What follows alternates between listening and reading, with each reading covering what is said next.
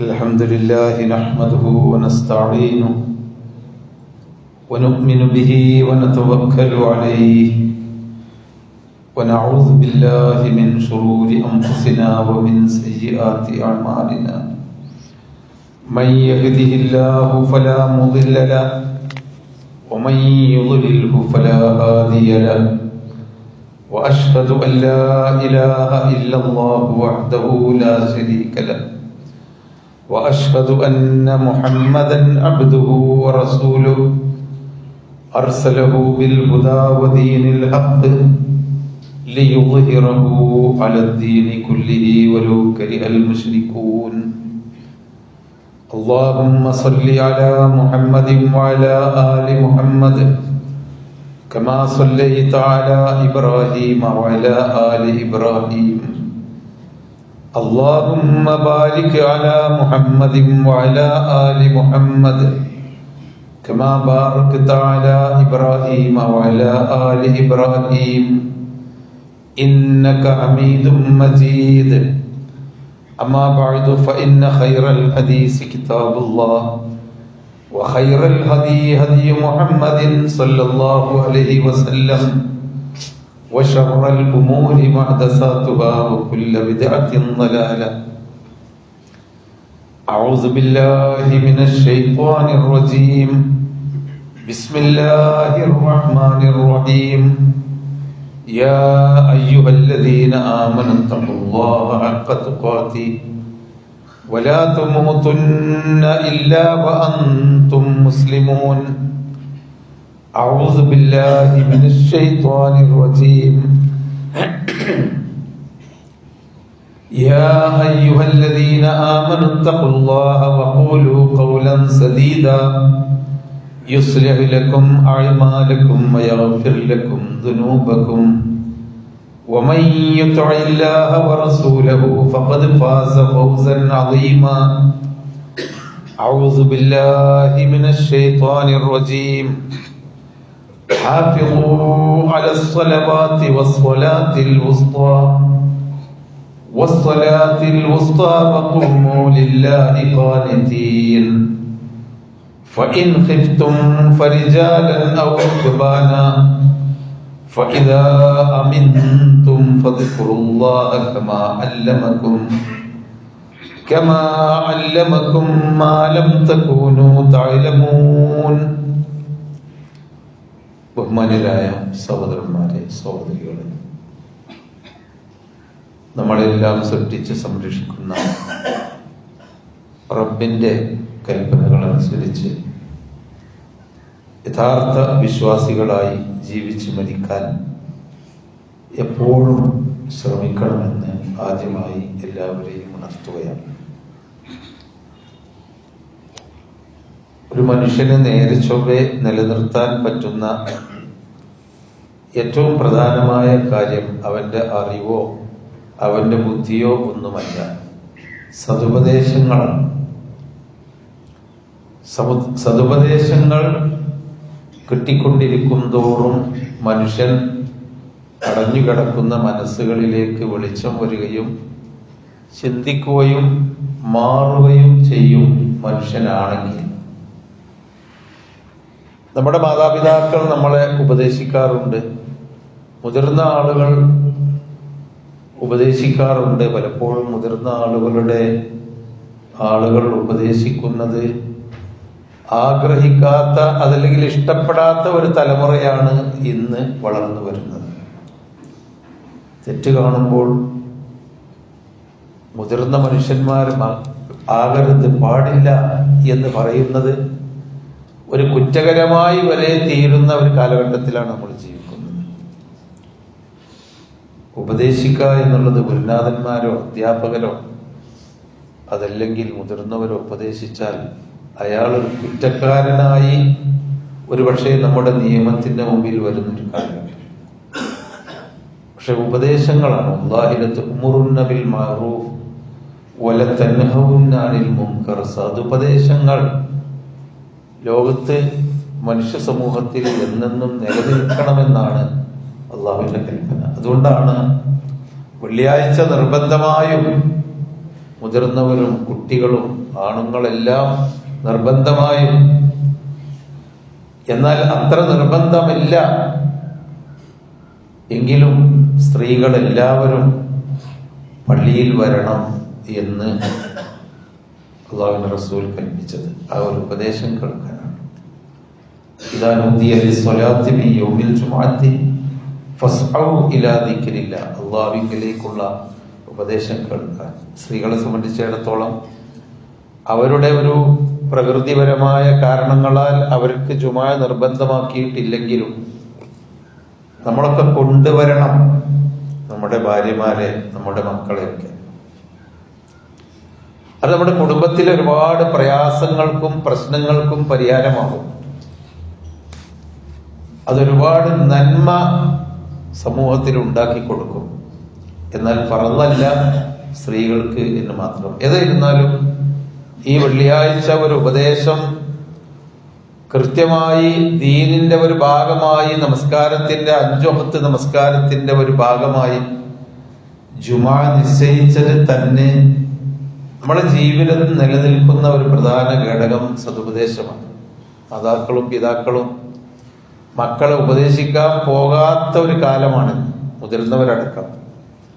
അതുപോലെ ഗുരുനാഥന്മാർ, അധ്യാപകർ, എന്ത് പഠിപ്പിക്കുന്ന അധ്യാപകരാണെങ്കിലും ഉപദേശിച്ചിട്ട് കാര്യമില്ല എന്ന് നമ്മൾ ചിന്തിക്കാൻ പാടില്ല. പറയണം. ഇഷ്ടമില്ലെങ്കിലും നമ്മൾ പറഞ്ഞു കൊടുക്കണം. അതുപോലെ തന്നെ സ്നേഹിതന്മാർ, നമ്മളെ സ്നേഹിതന്മാരെ നമ്മൾ നന്നായി ആത്മാർത്ഥമായി സ്നേഹിക്കുന്നുണ്ടെങ്കിൽ അവരുടെ തെറ്റുകൾ നമ്മൾ ചൂണ്ടിക്കാണിച്ചു കൊടുക്കണം. പ്രിയപ്പെട്ട സുഹൃത്തെ, ഇങ്ങനെ നീ ചെയ്തു പോയാൽ നീ അപകടത്തിലാകും, നീ അപകടകാരിയാകും എന്ന് ഉപദേശിച്ചു കൊടുക്കണം. നമ്മൾ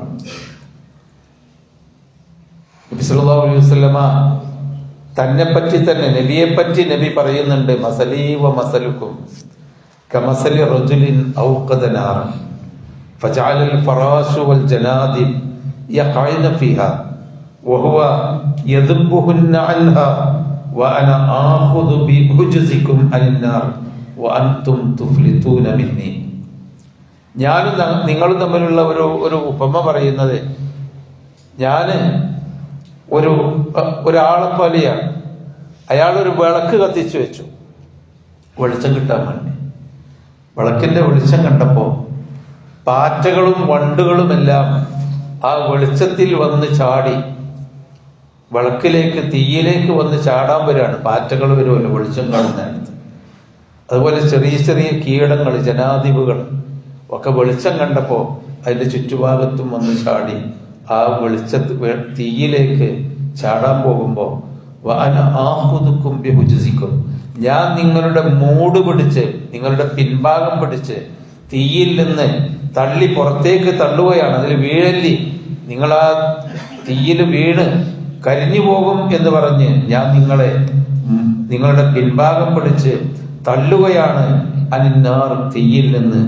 എന്നാൽ അൻതും തഫ്ലിതൂന മിന്നി, നിങ്ങൾ എന്നിൽ നിന്ന് കുതറിച്ചാടി വീണ്ടും തീയിൽ ചെന്ന് വീഴുകയാണല്ലോ എന്നാണ് മുസ്ലിം ഉദ്ധരിച്ച മിൻ യദീന, എന്റെ കൈകളിൽ നിന്ന് കുതറിച്ചാടി നിങ്ങൾ തീയിൽ ചെന്ന് വീഴുന്നു എന്ന് മുസ്ലിം ഉദ്ധരിച്ച ഒരു ഹദീസിലാണ്. എന്താണ്? നബി സല്ലല്ലാഹു അലൈഹി വസല്ലമയാണ് ഏറ്റവും വലിയ ഉപദേശിച്ച്. നമ്മളെ ഉപ്പമാരും ഉമ്മമാരും നമ്മളെ ഉപദേശിക്കാറുണ്ട്, ഉസ്താദുമാര് അധ്യാപകന്മാര് നമ്മളെ ഉപദേശിക്കാറുണ്ട്, അതുപോലെ തന്നെ നാട്ടുകാരും മുതിർന്നവരും ഒക്കെ ഉപദേശിക്കുന്നുണ്ടെങ്കിലും അതിലേറെ വലിയ ഉപദേശി നബി സല്ലല്ലാഹു അലൈഹി വസല്ലമയാണ്. കാരണം പ്രവാചകനായിരുന്നു. മനുഷ്യൻ ഹിദായത്തായി കിട്ടാൻ ഏറ്റവും ആഗ്രഹിക്കുന്ന ആളും നബിയാണ്. നബിക്ക് എന്താ ഛേദം? ആളുകൾ വഴികേടിലായാൽ. പക്ഷെ മനുഷ്യർ നന്നായി തീരണമെന്ന് ആഗ്രഹിക്കുന്നത് ഒരു മനുഷ്യന്റെ നന്മയാണ്, ഗുണമാണ്. എല്ലാവരും നന്നായി തീരണം, നശിച്ചു പോകരുത്. അതാണ് പ്രവാചകൻ നമുക്ക് കാണിച്ചു തന്നത്. ഞാൻ നിങ്ങളെ ആ തീയിൽ നിന്ന് പാറ്റകളെയും അതുപോലെ കീടങ്ങളെയും ചെറിയ ജന്തുക്കളെയും തള്ളിക്കളയുന്ന പോലെ നിങ്ങളെ ഞാൻ ഉപദേശിച്ചുകൊണ്ട് തിന്മയിൽ നിന്നും നരകത്തിൽ നിന്നും തള്ളിക്കളയുകയാണ്. ജനങ്ങളുടെ നാശത്തിൽ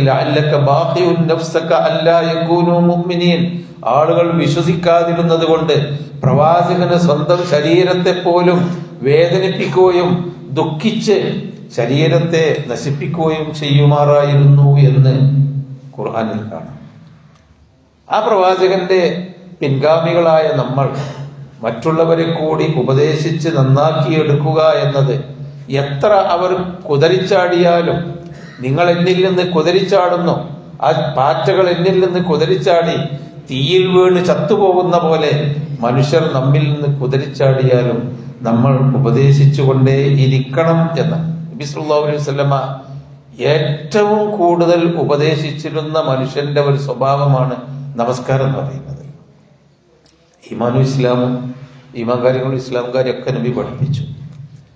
അതൊക്കെ നിലനിർത്താൻ വേണ്ടി റസൂലുള്ളാഹിന്റെ ചര്യയിൽ കാണാൻ നമസ്കാരമാണ്. നബി സല്ലല്ലാഹു അലൈഹി വസല്ലമ മരിക്കുന്നതിന്റെ തൊട്ടു മുമ്പുള്ള അവസാനത്തെ ശ്വാസം വലിക്കുന്ന സന്ദർഭത്തിലും നബി സല്ലല്ലാഹു അലൈഹി വസല്ലമ കണ്ണ് നീച്ച് സഹാബിമാരെ ചുറ്റുഭാഗത്തും ദുഃഖത്തോടു കൂടി നിൽക്കുമ്പോൾ അസ്സലാത്തു വമാ മലക്കത്ത് അയ്മാനുക്കും രണ്ട് കാര്യമാണ് ഉപദേശിച്ചത്.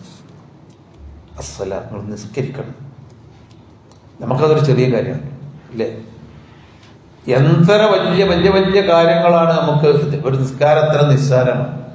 ഹജ്ജിന് പോകും, പക്ഷെ ജീവിതത്തിൽ നിസ്കാരം മര്യാദക്ക് ഇല്ല. വലിയ വലിയ ദാനധർമ്മങ്ങൾ കൊടുക്കും, നമസ്കാരമില്ല. നബി പറഞ്ഞത് നമസ്കാരങ്ങൾ വിടരുത്, നമസ്കാരം വിടരുത്.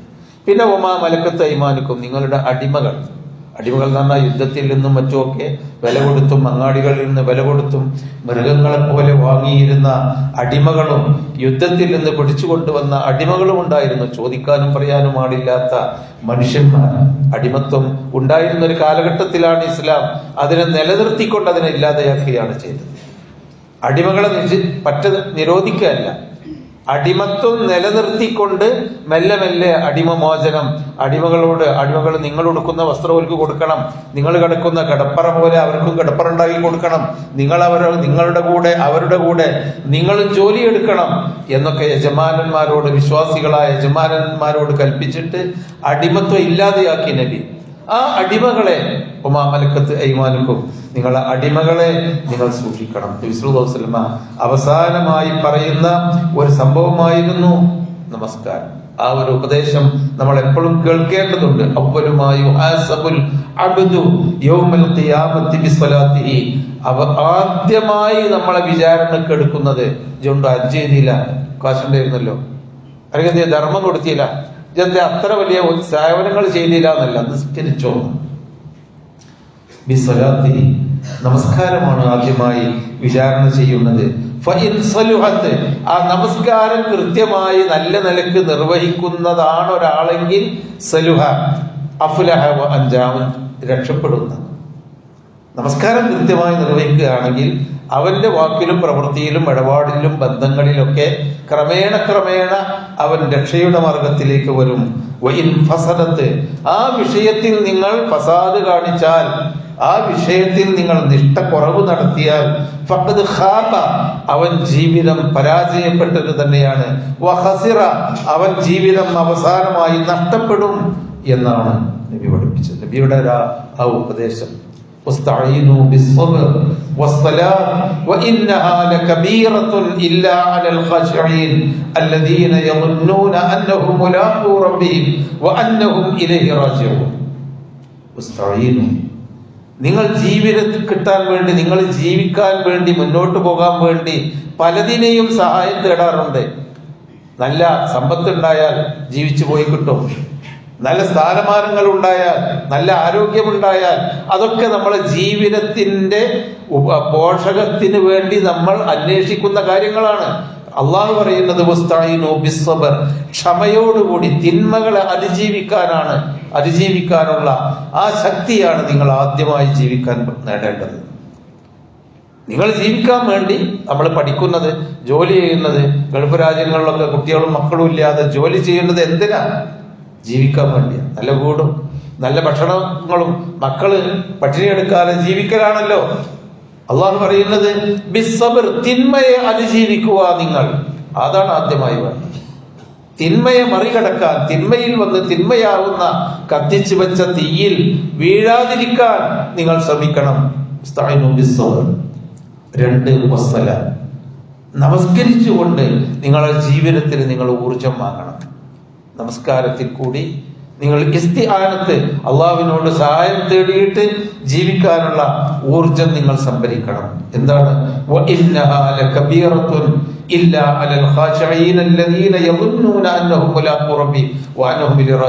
പരലോകത്ത് പഠിച്ചവനെ കണ്ടുമുട്ടണം എന്ന ഭയം ഉള്ളിലില്ലാത്തവർക്ക് അത് സഹിക്കൂല നമസ്കാരം എന്ന് പറയുന്നത്. നമ്മളെ പറ്റിയാണ് ഈ പറയുന്നത്. പഠിച്ചവനെ ഞാൻ അള്ളാഹുവിന്റെ മുമ്പിൽ നാളെ മരിച്ചു എന്നാൽ കണ്ടുമുട്ടേണ്ടി വരും എന്ന ഉള്ളിൽ ഭയം തട്ടിയിട്ടില്ലെങ്കിൽ പിന്നെ നിസ്കാരം ഒരു വലിയ കാര്യമാണ്. അത് എങ്ങനെയെങ്കിലും കുത്തിമറിയാൻ നോക്കും, അല്ലെങ്കിൽ അത് ഒഴിവാക്കാൻ പറ്റുന്ന ചാൻസ് ഒഴിവാക്കും, അല്ലെങ്കിൽ എന്തെങ്കിലും പ്രത്യേകമായി എന്തുണ്ടായാൽ അന്ന് നിസ്കാരമില്ല. കാരണം എന്താ? അതാരും ചോദിക്കാനും പറയാനും ഇല്ല. പരലോകത്തെ പറ്റി ബോധമില്ലാത്തവർക്ക് ആ നമസ്കാരം ഒരു വലിയ ഭാരം തന്നെയാണ്. ഇല്ലാ അലൽ ഖശഈൻ, പഠിച്ചവനെ ഭയപ്പെടുന്നവർക്ക് ഒഴികെ. അല്ലദീന യظنون അന്നഹും മുലാഖു റബ്ബിഹിം, റബ്ബിനെ കണ്ടുമുട്ടുമെന്ന് വിചാരിക്കുന്ന, വഅന്നഹും ഇലൈഹി റാജിഊൻ, അല്ലാഹുവിലേക്ക് മടങ്ങിപ്പോകുമെന്ന് വിചാരിക്കുന്നവർക്ക് അതൊരു വലിയ ഭാരമാണ് എന്നാണ് നബി സല്ലല്ലാഹു അലൈഹി വസല്ലം പറഞ്ഞത്. ഒരു സഹാബി വന്ന് നബിയോട് ചോദിക്കുന്നു, നബി, എന്റെ ജീവിതം നന്നായി കിട്ടാൻ വേണ്ടി നിങ്ങൾ എന്തെങ്കിലും ഒരു ഉപദേശം തരും. ഒരുപാട് പറഞ്ഞാൽ അത് ഏറ്റെടുത്ത് ചെയ്യാൻ കഴിയില്ല. അതുകൊണ്ട് നിങ്ങളൊന്ന്, കാരണം വളരെ മോശപ്പെട്ട് ജീവിച്ച് വളർന്നവരാണല്ലോ. പ്രവാചകനിൽ വിശ്വസിച്ചപ്പോ ഒരുപാട് കാലത്തെ പതിവുകൾ ഒഴിവാക്കിയിട്ടാണ് അവർ ഇസ്ലാമിലേക്ക് വന്നത്. അതുകൊണ്ട് നബി, എനിക്ക് താങ്കൾ ഒരു ഉപദേശം, അല്ലിംനി വഔജിസ്, ഏറ്റവും ചുരുങ്ങിയത് എന്തെങ്കിലും പഠിപ്പിച്ചു തരും, എനിക്ക് ജീവിതത്തിൽ മാറ്റം വരണം. നബി സല്ലല്ലാഹു അലൈഹി വസല്ലം പറഞ്ഞു, സ്വല്ലി സ്വലാത്ത മുബദ്ദിഇൻ, നീ ഓരോ നേരം നിസ്കരിക്കുമ്പോ ഒരു മുബദ്ദി, യാത്ര ചോദിക്കുന്നവനെ പോലെയാണ് നിസ്കരിച്ചാൽ. ഇതെന്റെ അവസാനത്തെ നിസ്കാരമായിരിക്കും. എനിക്ക് പറയാനുള്ളതൊക്കെ, എനിക്ക് ഖേദിച്ച് മടങ്ങാനുള്ളതൊക്കെ, എന്റെ സങ്കടങ്ങളൊക്കെ ഇതിൽ തീരണം. ഇതോടുകൂടി എന്റെ ജീവിതം ആഖിറം നന്നാവണം. ആ നിലയ്ക്ക് ഭക്തി നിർഭരമായി നമസ്കരിക്കണമെന്നാണ് നബി സല്ലല്ലാഹു അലൈഹി വസല്ലം പറഞ്ഞത്. റസൂലുള്ളാഹ് മറ്റൊരിക്കൽ പറയുന്നുണ്ട്, മൂന്ന് ജീവികളെ നബി നിസ്കരിക്കുന്ന ആളെ ഉപമിക്കുന്നുണ്ട്. നമ്മളൊക്കെ നിസ്കരിക്കുന്നവരാണല്ലോ, നമ്മളെ ഉപമിക്കുകയാണ്. അമറനി, അബൂ ഹുറൈറ റളിയല്ലാഹു അൻഹു പറയുന്നു, അമറനി റസൂലുള്ളാഹി സ്വല്ലല്ലാഹു അലൈഹി വസല്ലം ബിസലാസ്, മൂന്ന് കാര്യം റസൂൽ എന്നോട് കൽപ്പിച്ചു. മൂന്ന് കാര്യം. ഒന്ന്, അമറനി ബിറകഅത്തൈ ളുഹാ, 2 റക്അത്ത് ളുഹാ നമസ്കരിക്കണം. സൂര്യൻ ഉദിച്ചു ഉയർന്ന് സൂര്യൻ മധ്യത്തിലെത്തുന്നതിന്റെ മുമ്പ് സാധാരണ നിലയ്ക്ക് ഫർദ് നമസ്കാരമില്ല, ഫർദിന്റെ മുമ്പോ ശേഷമുള്ള സുന്നത്തുകളുമില്ല. എന്നാൽ ആ 2 സമയത്തിന്റെ ഇടയിൽ 2 റക്അത്ത് ളുഹാ നമസ്കരിക്കണമെന്ന് റസൂൽ എന്നോട് കൽപ്പിച്ചു. മറ്റൊന്ന്, ഉറങ്ങുന്നതിന്റെ മുമ്പ് ഒരു വിത്ർ നമസ്കരിച്ച് ഉറങ്ങണം. വിത്ർ എന്ന് പറയുന്നത് ഒരു ഒറ്റ നമസ്കാരം, ഒരു ഒറ്റ റക്അത്ത്. ഇശാ കഴിഞ്ഞ്, സുന്നത്ത് കഴിഞ്ഞ് ഒരൊറ്റ റക്അത്ത്. കാരണം രാത്രി എഴുന്നേൽക്കാൻ പറ്റുകയില്ലെങ്കിൽ ഉറങ്ങുന്നതിന്റെ മുമ്പ് ഒരൊറ്റ റക്അത്ത് നമസ്കരിക്കാം. രാത്രി എഴുന്നേൽക്കാൻ പറ്റുമെങ്കിൽ രാത്രി നമസ്കാരം കഴിഞ്ഞിട്ട് അവസാനം ഒരൊറ്റ റക്അത്ത്, അതാണ് വിത്ർ. ഉറങ്ങുന്നതിന് മുമ്പ് വിത്ർ നമസ്കരിക്കണം എന്ന് കൽപ്പിച്ചു നബി. അങ്ങനെയാണ് ആദ്യം ഉറങ്ങുന്നതിന് മുമ്പ് വിത്ർ നമസ്കരിച്ചാളി എന്ന് പറഞ്ഞു. ഇസ്ലാമിലേക്ക് വന്ന് കുറെ കൂടി പരിശീലനവും കുറെ കൂടി ഈമാനും ത്യാഗസന്നദ്ധതയും ഉണ്ടായപ്പോ രാത്രി എഴുന്നേറ്റ് നമസ്കരിക്കാൻ പറഞ്ഞു. അതവർ ചെയ്തു. ക്രമേണയാണ് അവർ ഇബാദത്തിലേക്ക് വന്നത്. അപ്പൊ ഉറങ്ങുന്നതിന് മുമ്പ് ഒരൊറ്റ നമസ്കാരം നമസ്കരിക്കണം. ഒരു മാസം 3 ദിവസമെങ്കിലും, അയ്യാമുൽ ബീദ് 3 ദിവസം, അല്ലെങ്കിൽ എപ്പോഴെങ്കിലുമായിട്ട് ഓരോ മാസത്തിലും 3 നോമ്പ് നോൽക്കണം. ഈ 3 കാര്യം എന്നോട് കൽപ്പിച്ചു. എന്നിട്ട് നബി സല്ലല്ലാഹു അലൈഹി വസല്ലം മറ്റൊന്ന് വിരോധിച്ചു. 3 കാര്യം. അതെന്താണ്? നഖറത്തൻ കനഖറത്തിദ്ദീഖ്, കോഴി കൊത്തുന്നത് പോലെയുള്ള ആ ഇബാദത്തിനെ ചെയ്യരുത്. നഖറത്തുദ്ദീഖ് എന്ന് പറഞ്ഞാൽ കോഴി കൊത്തിപ്പറിക്കുമ്പോഴുണ്ടല്ലോ, കൊത്തിപ്പറിക്കുന്ന സമയത്തുള്ള അതുപോലെ നീ നിസ്കരിക്കരുത് എന്ന് പറഞ്ഞാൽ സുജൂദിലും റുക്കൂയിലൊക്കെ നിസ്കരിക്കേണ്ട ആളോടായി പറയുന്നത്. കോഴി കൊത്തുന്ന പോലെ നിസ്കരിക്കരുത്. എന്താണത്? തുമനീനത്തില്ല. റുക്കൂയ്ക്ക് പോയാൽ അവിടെ നിന്ന് ശ്വാസം വിടാൻ നേരമില്ലാതെ അനങ്ങുന്നു. കാരണം നമുക്ക് ഒരുപാട് തിരക്കുണ്ടാവും. നമ്മൾ വീട്ടിലെ എല്ലാ പണിയും കഴിഞ്ഞ് അവസാനം അസ്ർവാങ്ക് കൊടുക്കാനായി എന്ന് പറയുമ്പോഴാണ് വണ്ടി നിസ്കരിക്കാൻ വരിക. അപ്പൊ കോഴി എത്തുന്നുണ്ട മാതിരി നൂറുസ്കരിക്കും, അല്ലെങ്കിൽ അസ്രസ്കരിക്കും. അവസാന നിമിഷം സൂര്യൻ അസ്തമിക്കാൻ പോകുമ്പോ നിസ്കരിക്കണം എന്നുള്ള ബോധമുള്ളവർ കോഴി കൊത്തുന്ന പോലെ നമസ്കരിക്കുന്നവനോട് നബി പറഞ്ഞത് സല്ലി ഇന്നക്കലം തുസല്ലി, പോയി നിസ്കരിച്ചിട്ടില്ല. ഞാനല്ലേ നബി നിസ്കരിച്ച്, ഒന്നുകൂടി നിസ്കരിക്കുക. വീണ്ടും നബി അയാളെ കൊണ്ട് നിസ്കരിപ്പിച്ചു. അയാൾ അപ്പോഴും കോഴി കൊത്തുന്ന പോലെ നിസ്കരിച്ചു. കാരണം തുമനീനത്തില്ലാതെ നബിന്റെ അടുക്കൽ വന്നപ്പോ പറഞ്ഞു സല്ലി ഇന്നക്കലം തുസല്ലി, പോയി നിസ്കരിക്കുക. പിന്നെ 3 വട്ടം അയാളെ മടക്കി. അപ്പൊ അയാൾക്ക് തോന്നി ഇതെന്താണ്, ഞാൻ സ്പീഡിൽ നിസ്കരിച്ചിട്ടായിരിക്കും, ഞാനൊന്ന് പതുക്കെ നിസ്കരിക്കട്ടെ. അപ്പോ നബി പറഞ്ഞു ശരി, ഇങ്ങനെയാണ് നിസ്കരിക്കട്ടെ. അപ്പൊ ഒന്ന് കോഴി കുത്തുന്ന പോലെ നിസ്കരിക്കരുത് എന്ന് നബി പറഞ്ഞു. നിസ്കാരത്തിൽ നായ ഇരിക്കുന്ന പോലെ നീ ഇരിക്കാൻ പാടില്ല. അതെന്താന്ന് ചോദിച്ചാൽ പിന്നെ അത്തഹിയാത്തിന് ഇരിക്കുമ്പോ അല്ല സുജൂദിന് കിടക്കുമ്പോ കൈ മുട്ട് മുതൽ ഇതുവരെ നിലത്ത് കുത്തി നിസ്കരിക്കും. കൈയിന്റെ പള്ളയാണ് നിലത്ത് കുത്തേണ്ടത്, കഫ് ഇവിടെ. അതിങ്ങനെ നായ ഇരിക്കുമ്പോ കാലോ കൈ അതിന്റെ കാല് ഒന്നിച്ച് നിലത്ത് പരത്തി വെക്കലാണ്. അതുപോലെ ഇംബിസാത്തുല്യത്, കൈ ഇങ്ങനെ പരത്തി വെച്ച് നിസ്കരിക്കരുത്. അത് റസൂല് നിരോധിച്ച കാര്യമാണ്. അത് നായയോടാണ് ആ തെറ്റായ കാര്യത്തെ ഉപമിച്ചത്. 3-മതായി നബി പറഞ്ഞു നിസ്കാരത്തില് കുറുക്കന്മാരെ പോലെ അങ്ങോട്ടും ഇങ്ങോട്ടും നോക്കരുത്. 3 ജീവികളോടാണ്. അതെന്താ? അത് നിസ്കരിക്കുമ്പോ സുജൂദിന്റെ സ്ഥാനത്തേക്കാണ് നോക്കേണ്ടത്. സുജൂദിന്റെ സ്ഥാനത്തേക്ക് നിന്ന് നോട്ടം കണ്ണ് തെറ്റിക്കരുത്. പലരും മുമ്പിലാരാ പിന്നിലാരാ ഒന്ന് അങ്ങോട്ടും ഇങ്ങോട്ടും തിരിഞ്ഞു നോക്കുകയും കണ്ണങ്ങോട്ടും ഇങ്ങോട്ടും നോക്കുകയും മുകളിലേക്ക് നോക്കുകയും ചെയ്യുന്ന അതിനെപ്പറ്റി നബി സല്ലല്ലാഹു അലൈഹി വസല്ലം കുറുക്കന്മാരെ മാതിരി 2-3 ജീവികളെ അത് നമ്മളെ മനസ്സിൽ തട്ടാനായിരിക്കണം ആ ഒരു ഉപദേശം. സഹോദരങ്ങളെ, പറഞ്ഞു വന്നത് നബി സല്ലല്ലാഹു അലൈഹി വസല്ലമയുടെ ഉപദേശങ്ങളും ആ മാർഗനിർദ്ദേശങ്ങളും അത് നമ്മുടെ രക്ഷക്കുള്ളതാണ്. എല്ലാ കാര്യത്തിലും പ്രവാചകനാണ് നമുക്ക് ഏറ്റവും വലിയ ഗുണകാംക്ഷിയായ ഉപദേശം. പിന്നെ നമ്മളെ വാപ്പയും ഉമ്മയും നമ്മളെ മുതിർന്നവരും ബാക്കിയുള്ളവരൊക്കെ ഉപദേശങ്ങൾ സ്വീകരിക്കാത്ത, അതിനോട് ആഭിമുഖ്യം കാണിക്കാത്ത, അതിനെ അവഗണിക്കുന്ന ഒരു മനസ്ഥിതി കുട്ടികൾക്കാണെങ്കിലും മുതിർന്നവർക്കാണെങ്കിലും സ്ത്രീകൾക്കാണെങ്കിലും ആണുങ്ങൾക്കാണെങ്കിലും ഉണ്ടാവരുത്. നമ്മൾ ഉപദേശമനുസരിച്ച് ജീവിക്കുക, എങ്കിലേ നമ്മൾ രക്ഷപ്പെടുകയുള്ളൂ. അള്ളാഹു ആ കൂട്ടത്തിൽ നമ്മൾ ഉൾപ്പെടുത്തുമാറാകട്ടെ.